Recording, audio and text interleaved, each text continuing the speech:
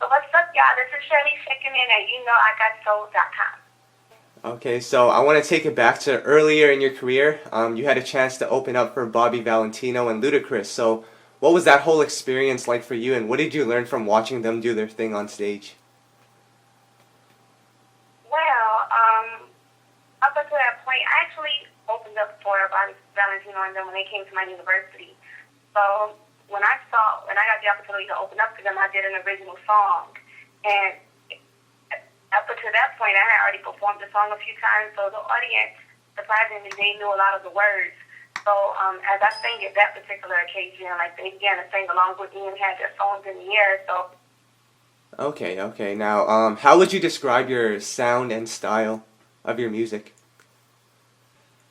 my style is very it's very music is very dance driven. It's very sassy, and it definitely has a deep sexual tone to it.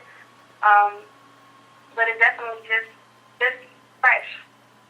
If I had to describe it in one word, it's a fresh sound. It's a fresh feel. It's just fresh. Okay. Now, a song that I remember from you a couple of years back is your remix of Birthday Sex. Did you expect the song to get that much exposure? Because it got over, I think it's at like 22,000 hits on MySpace now. Really? Yep. I didn't even know that, but no, I didn't expect it to get that much exposure. I was in the studio late one night, and I was really feeling the record at the time, and I gave it my best shot, but I did get a pretty good reaction from it. But no, I didn't expect it to get that. Okay. Now another song I remember hearing a while back is Curious. So, tell me about that one. Serious was actually a record that I was working with a producer, and he told me that in the middle of working that week, he told me that song had came to him in a dream, and it was for me. So he played me the record, and I sang it, and I really got really attached to the record pretty quickly because it's a very emotional song. So the record was an opportunity for me to really sing, and it's not just I really got a chance to sing and allow the listener to hear my range and my voice and my tone. So it's actually one of my favorites. Okay. I have to ask you this, because with the way music is now, where we're seeing rappers trying to sing and singers trying to rap, do you think it's still possible to be, successful with just singing? I definitely think it's possible to be successful with just singing, and I think that a lot of times artists don't tend to stay in their lane, and they try to do things that they aren't necessarily that great at. But I think that when you capitalize on what it is that you love at heart, and then maybe if you want to dabble into other things, I think it's definitely possible. I actually think that the people miss that.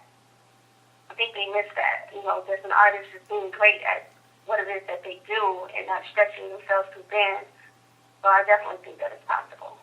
Okay, that's very true. I So agree. for myself, I hope to, venture off into acting and everything else. But for now, singing that's my passion. That's my first love. Okay. Now I read that you started writing songs when you were 13. So, what is your writing process like? My writing process is I don't know, it depends. Sometimes I'll write, I'll sit down and write, but I find myself, I tend to get writer's block a lot of times that way. I would definitely prefer for the engineer or whoever to just play the beat, and I go in the booth and I freestyle, a lot of my records. So that's actually my preferred styling, Oh, my preferred writing style. okay. Now, Getting in a booth and just doing it. okay. Now, of course, you had a chance to hook up with Rico Love. So, tell me about the story of how you guys started working together. Well, that meeting actually came about through my mentor, Fat Joe. Okay. And he had already had an established relationship with Rico, and he introduced him to me as an artist. And Rico was very impressed at the time with the record that I'd done on my own, and he loved my tone and my sound, and we just found a great chemistry together. So that's how that came about. I ended up signing to his imprint maybe a year and a half later, and we've been making music ever since. Okay, so you mentioned that your mentor, Fat Joe, you worked with him, and then I know you also did some background vocals on, I think, Nelly's latest album. Right. So, and you Right. also worked with Rico Love, so you've worked with some of the bigger names in, rap and R&B. What kind of advice have they given you, and, what have you learned from just being around them? But what I've learned is just not to, is just to stay focused and work hard. I mean, people can't argue with success and people can't argue with hard work. So as long as you just stay humble and stay focused on your craft, I mean, there's only up to go. You can only go up. Okay, okay. Now talk to me about your new single, "Love You Right" with Lil Wayne. How did that song come together for you? Love You Right came about. Rico was actually in the studio working, and I heard the record, and I immediately knew that it had his stamp on it. So I told him how much I loved the record. We cut it, and I was able to hold my own with the heavy instrumentation on the track. And then Lil Wayne heard the record, and he loved it, and he was gracious enough to bless me with his talent. So, that's how the two were married. And now you're hearing it on the radio. Yep, yep. Now, give us an update on your album. Do you have an album name yet? Can we expect any features, producers, and all of that? Well, I don't have an album name yet because I'm kind of holding off on just the final product. We've been working for about almost 3 years on my album, so you should definitely expect a classic album. But as far as features, we have Jim Johnson producing. He's one of the best producers in the country and the world. We have Earl and E. There's a long list of people that we've been working with. As far as features is concerned, we have Lil Wayne right now. I don't want to go crazy with the features because it is my debut album.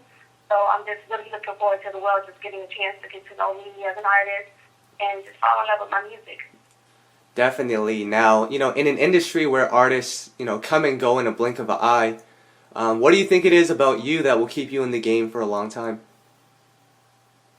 Well, I think that I'm not coming into the game trying to be associated with any type of gimmick. I think a lot of times people, they come out and they're something that they're not, or their music is not a part of who they are. Like everything that I sing, I bring my records to life. I bring my records, my life into my records.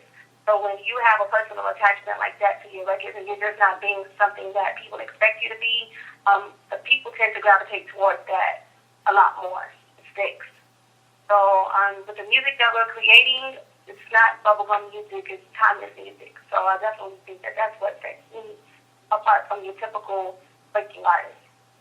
Definitely. Now, those are all the questions that I had prepared for you. Is there anything that you'd like to add? So that'll be all. I'm just really excited for everyone to hear the music I've been working on, and I promise a classic album. Okay. Now, how can the fans get in contact? Oh, sorry. Go on. Well, they can follow me on Twitter. I'm on Twitter at Cherlise101.